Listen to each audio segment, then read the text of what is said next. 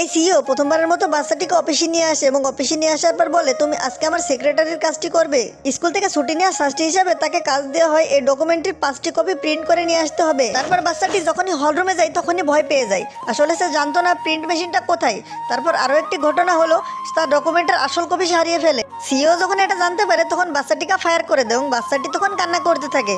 তারপর সিইও বাচ্চাটিকে কোলে তুলে নেয় এবং তার মায়ের কথা মনে পড়ে। কিছুক্ষণ পরে তারা দুজনে মার্কেটের দিকে যায় জন্মদিনের গিফট কিনতে। তখনই তার আংটিটি সে হারিয়ে ফেলে। তারপর সিইও একটি মহিলার কাছে সেই একই রকমের আংটি দেখতে পায়। তারপর ছোট বাচ্চাটি বলে, আন্টি এই আংটিটি আমার।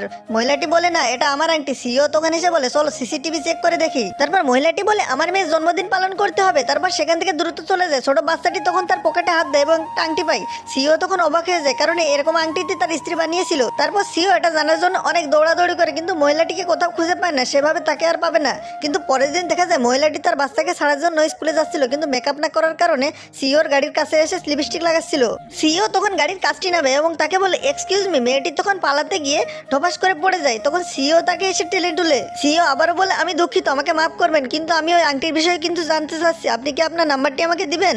তারপর মহিলাটি তার নিজের নাম্বার একটি কাগজে লিখে গাড়ির উপরে রেখে চলে যায়। তো বন্ধুরা, তারপর কি হলো জানতে চাইলে চ্যানেলটি সাবস্ক্রাইব এবং লাইক কমেন্ট শেয়ার করে পাশে থাকো।